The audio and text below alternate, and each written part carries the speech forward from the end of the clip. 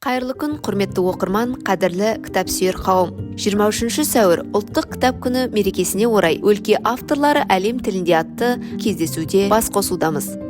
Отандық авторлардың шығармалары бүгінде түрлі тілдерде жарық көріп, қазақ руханиятын әлемге танытуда. Олай болса, әлем тіліндегі өлке авторлардың шығармалары туралы сөз қозғайтын боламыз. Бүгінгі кешіміздің қонақтары ақын, Қазақстан Жазушылар Одағының, Моңғолия Жазушылар Одағының мүшесі, Тайвань елінің 21 ғасыр алтын тырна поэзиялық сыйлығының иегері, Абай Құнанбайұлының толық шығармаларын моңғол тіліне көркем аударғаны үшін Түркі тілдес халықтар поэзия фестивалінің лауреаты атанған Моңғолияның поэзия Прага кубогы халықаралық алаш әдеби сыйлығының иегері Жүкел Камайұлы. Қош келдіңіз. Және де ақын, Қазақстан Жазушылар Одағының, Түрксой Жазушылар Одағының мүшесі, Мағжан көктемі өнер фестивалінің лауреаты, халықаралық Әлішер Науаи атындағы сыйлықтың иегері Гүлбақыт Қасен ханым. Қош келдіңіздер. Олай болса, сұрақтарымызды бастасақ, Жүкел аға, өзіңізге аудармашылыққа қалай келдіңіз және де ең алғашқы аударған кітабыңыз қандай шығарма болды? Осы жөнінде тоқталып кетсеңіз. Рахмет. Мен аудармаға келуім оқуыма тікелей байланысты болды. 1987 жылы мен Моңғолия Жазушылар Одағының жанындағы поэзия кафедрасын бітірдім. Осы кафедрада оқып жүрген кезде біздің бір пәніміз аударма болатын. Сонда оқып жүрген ақындарды шығармашылығын ұстап үшін қайткенде шет тілден аударма береді, апта сайын аудармалар береді. Прозадан, поэзиядан, әр тілдерде. Енді ол кезде тілдерін білмейміз, шет тілдерде сөздік арқылы аударып, соны дағдыланды аудармаға. Жалпы аудармаға келуім мен сол жылы бір жақ қазақлыққа да келеді енді. Біз әлбетте ұлы адамдарға, ұлы адамдардың аруағына сыйынып солардан медет тілейміз ғой. Соны түрік дәуірінен бері бізге қалыптасып қалған ішкі сеніміміз. Сол сенім бойында әсер етті ме, алғашқы аударма Абай Құнанбаевтан болды. Себебі 1952 жылы моңғол тіліне аударған Абайдың шағын жинағы кәсіби аудармашылар емес, кәсіби ақындар емес, тек моңғол тілін білетін қазақ ғалымдарының аудармасы болды. Онда көркемдік нашар, сөзбе-сөз келген, моңғолдар оғанмайды оны енді. Жалпы олай қарапайым адамдарға, оқырмандарға, мына сөздің моңғолшасы осындай екен ғой, қазақшасы қалай екендігі сияқты ой тудыруы мүмкін. Соны көптеген сын айтылатын Жазушылар Одағында үлкен бастықтар, ақындары, моңғолдары. Сол Абайдың кейбір моңғолша аударма өлеңдерін қалжыңдатынды бізді мұқату үшін. Абайдың керемет өлеңі бар ғой. Қалың елім қазағым қайран жұртым, ұстарасы аузыңа түсті омыртың. Жақсы мен жаманды айырмайсың, бір қан бір май боп ек көрдің деген. Бұл енді классик өлең. Ал моңғолша аударғанда оны сөзбе-сөз аударым ғой. Сақалым аузыма түсіп кетті, ұстарасыз ала алмай жүрін деген сияқты, немесе бір олақ адам сақалын алмай жүрген, сондай жалпы қазақтың образы теріс қалыптасқан ғой. Соны да әсіресе сол ақындар, жазушылар бізді келекетеді ондаймен, аудармамен. Содан намысқа тиді ме, сол Абайдан бастадық. Содан өтіне 40 қанша жыл болды ғой. Абайдың 91 жылы толық жинағы жарыққа шығардық. Одан 180 жылдығында осы Астанадағы Түрік Академиясының тарапынан толық жинағын ішінен іріктеп Абай Құнанбаевтың таңдаулы шығармалары. Жалпы сол жылы Түрік Академиясы Абайдың өлеңдерін 6 тілде шығарды, соның біреу моңғол тілінде, менің аудармаммен шықты. Абайдан кейін Мұқағали Мақатаевты аудардым. Бұл енді жаңалық болды, өйткені Мұқағали Мақатай ол кезде қазақ оқырмандарынан да жақсы бағасын алып үлгермеген, әдебиетшілерін алып үлгермеген, шет қақпай болып жүрген ақын, Ол қайтыс болғаннан кейін көтеріле бастады. Сол кезде Мұқағалиды таныту үшін сол Мұқағалиды аудардым. Ол аударманы да жақсы қабылдады. әсіресе Мәскеудегі Горький әдеби институтында оқып жүрген, сол кезде Қабиден Құлахметовтер оқып жүрген, солар оқып сол жерден моңғол ақындарынан естіп, Марина Цветаева екеуін бірге шығарған моңғолдар. Сонымыз Лениншіл жас ол кезде. Сол Лениншіл жасқа Қабиден Құлахметов сүйіншіледі. Ол ақынымыз моңғол тілін кетіпті. Соның осы бәрі әсер етті.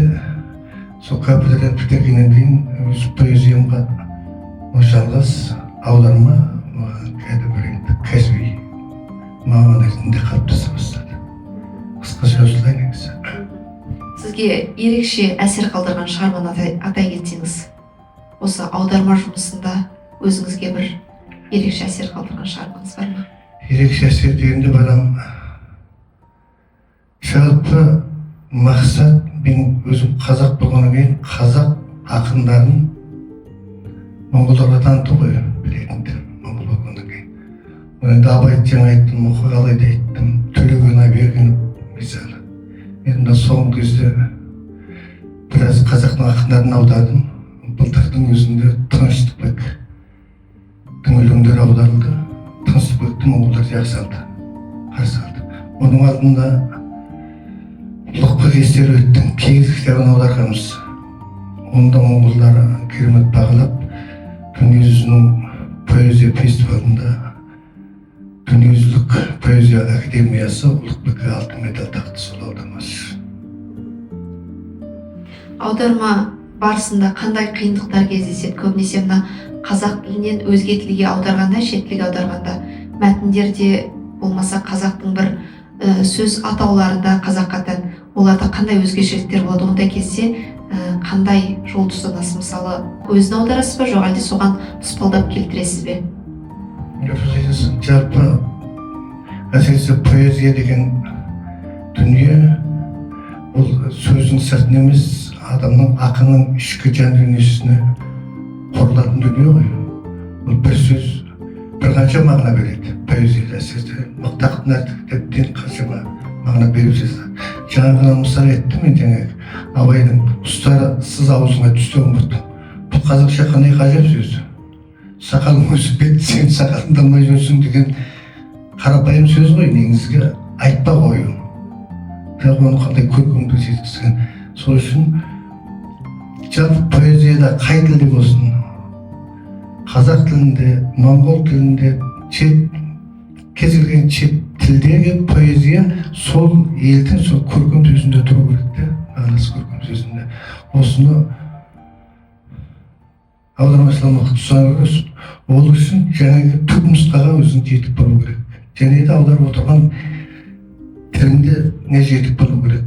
Аударып отырған тіліңе сен жетіп болмасаң, жаңағындай сөздерді аударып шығара алмайсың. Сол үшін көптеген білім қажет болады. Күнделікті құралын сенің сөздік болу керек. Сөздік болғанда үлкен сөздіктер, мысалы күнделікті сол сөздікке қарап, күнделікті өзіңді жетілдіру, оқу. Әрбір елде сондай астарлы сөздер бар, мысалы. Мақал мәтелдер, сөз тіркестері, тұрақты сөз тіркестері әсіресе ие. Осының бәрін игеру керек адам. Енді аудармашы ретінде қазақы ұғымдарды өзге тілдерге, яғни өзіңіз аударып жүрген моңғол тіліне мәселен жеткізу, сол тілге нақты аудару қаншалықты қиын? Қазақтың тілі өте бай тіл деп жатамыз. Сол қиындық тудырады ма? Бұлайша тілдің байлығы мен кедейлігіне келетін болсақ, дүние жүзіндегі халықтың барлық тілі бай болады. Бай. Кедей тіл жоқ. Тек қана сол тілдерді игеру.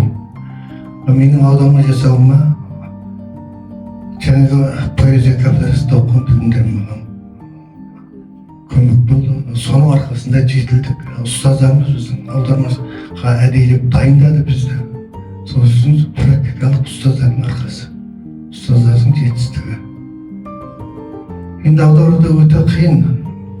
Мысалы, бір сөз аударылмай жүрген маған дейін. Ер жігіт Иттің мойнында арқан шермейді деп. Енді осыны сөз аласың, енді өте тұрпай. Біздің оқылмада нәрсе көп білетін, орыс тілін аударып қой, сөз өте тұрпай естіледі. Ал енді осыны баламаса, анай өзге тілінде бар ғой. Бар ғой. Оны таппасаң сөз аударасың да, сен тұрпайлыққа тап боласың. Ал енді соны табу керек, сосын іздену керек. Жалпы ізденістің жұмысы аударма деген. Жас аудармашыларға қандай ақыл кеңес айтатын едіңіз қазіргі таңда? Айтарым сол аудармашыларға. Тек қана бір тілден емес, бірнеше тілден аудару керек. Тілді жетілдіру керек. Сол аударма жасалған елдің әдебиетіне жетіп қалу керек адам. Мысалы, моңғолшаға аударып жүреді дейтін болса, моңғолдың барлық әдебиетінде тұру керек. Әдебиет тілдерін білу керек. Жергілікті сөз қолданыстарын, сөз тіркестерін, жұмбақ мәтелдерін мысалы. Өткірін игеру керек, білу керек негізі. Білім арқылы келе ғой барлық нәрсе. Қазіргі таңда енді мына жасанды интеллект деген шықты. Өте қарыштап күннен күнге дамып келе жатыр. Қазір не сұрасаңыз, соны дайындап беріп жатыр ғой жасанды интеллект. Соған байланысты бұл болашақта аудармашылардың орнын басып кетпейді ме? Көп адам мысалы қалаған дүниесін осы жасанды интеллект арқылы аударып та ала алатын жағдайға жетті. Осыған не айтасыз? Бұл аударма емес балам. Жейде мен тәжірибесі сәтті көрдім. Менің өзі қазақ тілінде өлеңдерімді моңғолша аударып берші деп салып көрдім. Моңғол тілінде тұрған өлеңдерімді қазақшаға аударып берші деп аударттым, көрдім бұл қандай емес деп. Сөмбеді бөлік дүние. Бұл кәсіби аудармалық емес, бір сөз бірдеңені. Кейде мағынасы осындай өзіне сұрайды екен ана сөздің. Сондықтан бұл жиі қанша өркендесе де ол адамның ішкі ақыл ойын ешқашан жете алмайды. Мүмкін емес нәрсе. Ал бұлай енді кәсіби емес бір аудармалар жасауға болатын шығар енді. Сөз, моңғолдар айтады мақшылдық. Оны қазақша аударсаң итшілеу деген сөз да. Қазақша итшілеу дейді ғой. Соған сол итшілеу аударуға болатын шығар. Әйтпесе бұлай адами кәсіби аударуға келмейді екен бұлай. Жақсы, рахмет. Келесі сұрағымыз Гүлбақыт ханым өзіңізге. Жалпы шығармаларыңыздың, жыр жинақтарыңыздың басқа тілдерге аударылып жатқанын біліп жүрміз. Өзіңізде нақтылап айта кетсеңіз, осы жыр жинақтарымыз осындай тілдерге аударылды деп, соларды нақтылап өтсеңіз. Негізінен енді Жүкел ағамыз айтып өткендей аударма саласы өте үлкен мектеп. Оған кәдімгідей бір кәсіби тұрғыда үлкен дайындықпен келу керек деп ойлаймын. Енді менің шығармаларымның басқа тілге аударуына байланысты сөз болсақ, ең алғаш осы аудармаларға қызығушылық осыдан бір 7-8 жыл бұрын басталды. Онда осы әсіресе өзімізге етене жақын Алатауды ең жайлаған қырғыз-қазақ дейміз ғой, қырғыз тіліндегі өлеңдерді сол жақтағы қаламгерлермен өзіміздің арадағы байланыстың нәтижесінде өздеріңіз көріп отырғандай Перизат сіңліміз екеуміздің Көктұмар және Айтұмар деген кітап, Твинбук. Екеуміздің 50-ге жуық кітап, 50-ге жуық өлеңдеріміз қазақша және қырғызша тілінде шықты. Ол жылы қабылданды. Өзіміздің негізгі тұсаукесер осы кезіндегі біздің ақындарымыздың арасындағы алтын көпір болған біздің жамбылдардың, кенендердің, сүйінбайлардың, тоқтағұлдардың арасындағы Мұхтар Шаханов атамыз бен Шыңғыс Айтматовтың арасындағы байланыстар сияқты өте жақсы жылы қабылданды. Кейін Бішкек қаласында бұның тұсаукесері өтті. Ол жақтағы да қаламгерлердің бір жақсы бағасын алды деп ойлаймын. Кейіннен осы қырғыз тіліндегі аудармалар өз жалғасын тапты.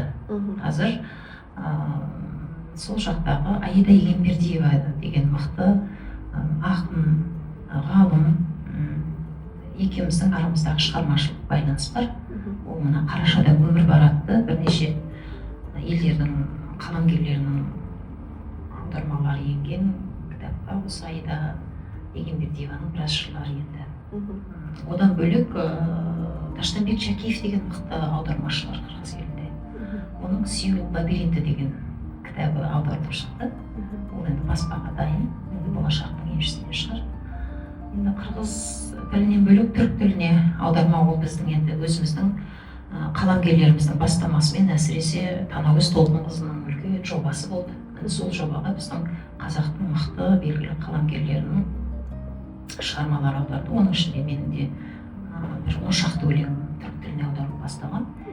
Кейін осы түркі тіліне аудару саласын ары қарай Әлия Іңкәрбек деген қызымыз жалғап, апай сіздің өлеңдеріңізді аударып баспаға ұсынсақ қайтеді деп, 24 жылы Бақ гүлі деген кітап, Мәтөлек гүлі деген атпен Алания қаласында жарық көрді. Кейін ол Астана қаласында таныстырылымы өтті. Енді әр аударманың өзінің бір қиындықтары болады, әр аударманың оқырмандардың қабылдауы болады. Кейбір өлеңдер бір өзінің боямасын жоғалтпай, көркемдігін жоғалтпай аударылып жатса, кейбір өлеңдер әрине сапасыз аударылып жатады. Оның бәрі 100% сен өзіңнің жүрегінен қандай шыққанды не тура сол қалпында түсе қалуы да неғабыл. Сондықтан аудармашыға да байланысты, кәсібилігіне де байланысты. Сондықтан шығып жатқан кітаптардың өзіндік жақсы пікірлермен қатар сын пікірлер де айтылып жатады, оны мойындаймыз. Жаңа аударма кітаптарының таныстырылымы түрлі елдерде өтті деп жатырсыз. Қырғызстанда өткен екен, Түркия елдерінде өткен екен. Жалпы сол жақтың халқы бұл кітаптарыңызға қалай қабылдап жатыр? Осы кітаптарыңызға шетелдік оқырмандардың пікірі қандай болды? Енді әсіресе мынау қырғыз елімен байланысты жақсы бағалар едім өзімнің тарапынан да, ол елдің тарапынан да. Сол жақта шығатын бірнеше баспаларда, журналдарында жарияланды. Кейіннен мен осы Күнтұмар Айтұмар кітабынан кейін қырғыз қаламгерлерімен өте тығыз байланыста жұмыс жасадым. Бір 7-8 қаламгердің өлеңдері аударылды. Менің өлеңімді де ол жақтың қаламгерлері тұтас аудармаса да ішінара өлеңдерді аударып, әсіресе әлеуметтік желілерде жарияланып, өзіме салып, сондай жақсы байланыс орнады. Ал енді одан бөлек біз Дәулеткерей Кәпұлының бастамасымен мынау Азербайжан ақыны Ақбір Қошалының кітабын аударуға да атсалыстық. Кейде болады бір ғана елдің ғана емес, бірнеше елдің қаламгерлерінің шығармаларын аударуға аздап болса да теңізге қосылған тамшы сияқты аударма саласында өзімді сынап көргім келді. Грузин ақыны Мақпал Аганашвилидің өлеңдерін аудару барысында, одан кейін біздің мықты аудармашы ақын Ержан Алаштуғанның да үлкен жобасы басталды. Ол біздің қазіргі замандағы қазақ прозасы мен поэзиясы. Әсіресе Москвада үлкен 2 том болып шыққан кітаптың ішінде біз біраз қазіргі заманның классик жазушылардың шығармаларын аударуға да аздап болса да өз үлесімізді қостық. Енді оқырмандардың қолында. Менің жалпы өзімнің ойымда прозаны аудару меніңше поэзияны аударғаннан жеңілірек сияқты болып сезіледі. Сіздерге қалай? Прозаны аударған енді сөзбе-сөз аударып ары қарай кете беретін шығар, бірақ поэзияда екінші рет сол өлеңді қайтадан тудыру керек сияқты меніңше. Сіздерде қандай бұл? Сөзіңіздің жаны бар. Поэзия деген нәрсе ол өте бір жанды нәзік дүние ғой. Адамның бағанағы ішкі ойы, сезімі, ол қалай құйылып түседі, қалай басқа бір тілге аударғанда сол сезім сақтала ма, сақталмай ма деген дүниелерде. Ал енді прозаның да өзіндік қиындықтары бар. Ол поэзия оңай, проза оңай деген емес, жалпы енді аударма саласындағы бағанағы Жүкел ағамыз айтқандай, жалпы іздену, барлығының түбінде сол іздену, еңбектену жатады. Ол күнделікті ауызекі тіл емес қой аудара салады. Мен мысалы мемлекеттік қызметте жұмыс жасаймыз, бағанағы ресми тілдегі құжаттар болады. Ол жеңіл, ол күнделікті ауызекі сөйлеу тіліндегі, болмаса хат хабарлардағы. Ал енді көркем әдебиетке келген кезде оның салмағы ауыр. оның жауапкершілігі де жоғары. Сондықтан қай сала болмасын, жалпы аударма саласында үлкен жүк тұрады.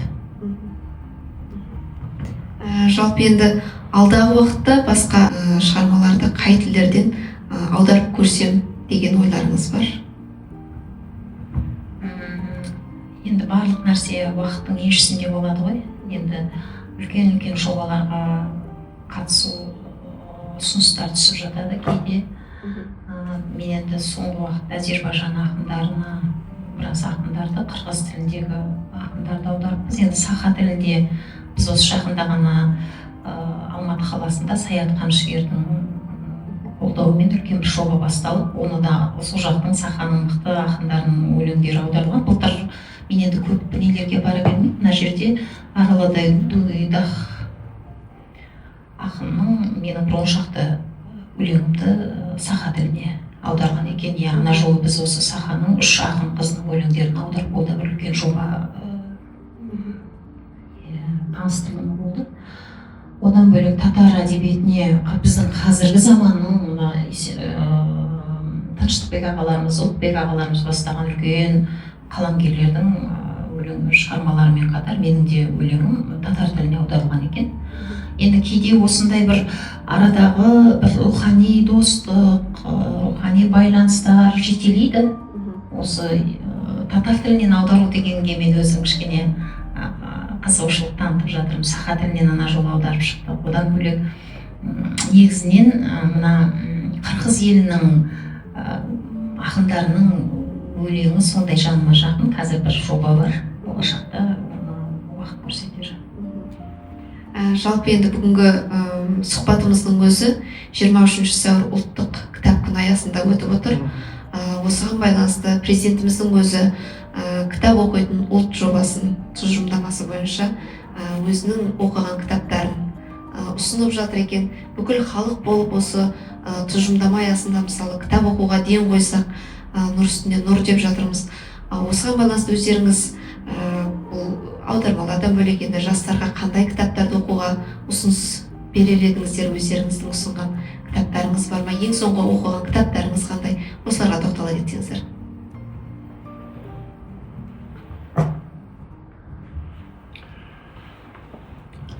Соңғы оқыған кітап дейсіз бе?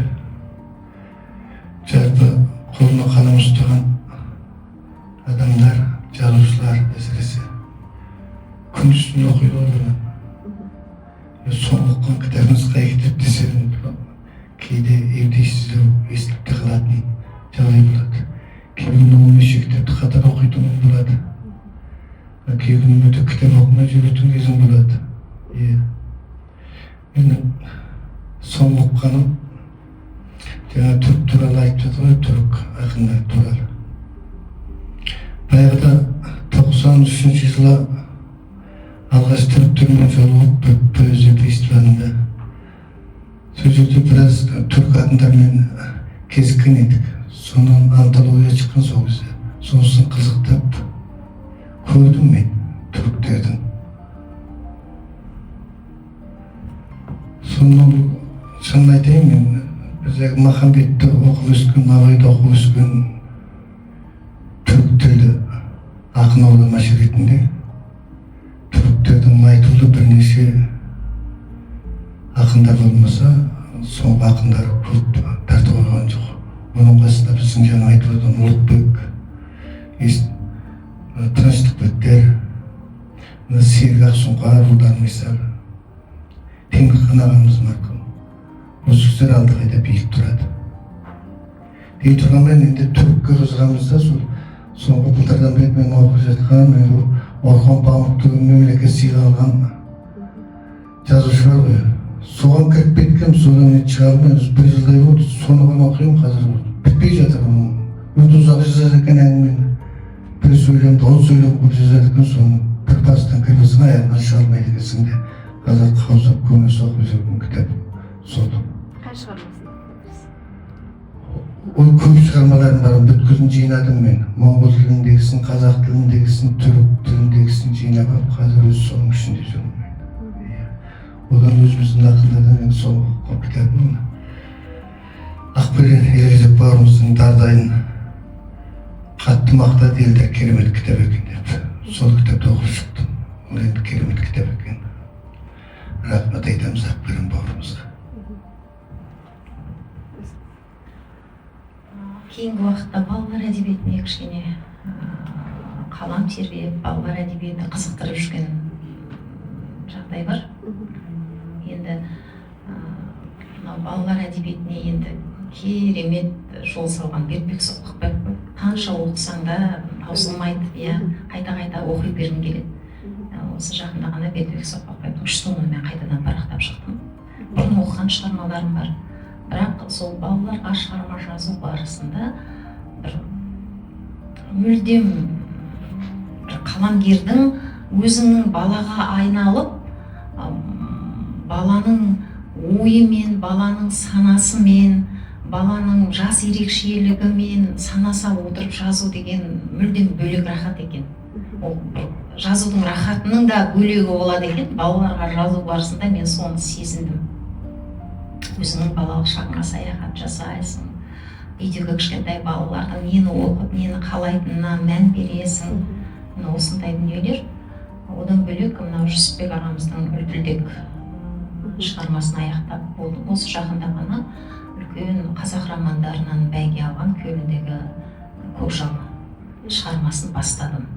Енді әптеп бастағаннан тартып барады. Енді соңына жеткенше асықпыз. Енді шынында да бағанағыдай кейде бір қолым қалт еткенде үйде бөлек кітап тұрады, жұмыста бөлек кітап тұрады. Бір кітапты бірыңғай поэзияны оқыдым, бірыңғай прозаны оқыдым деп емес.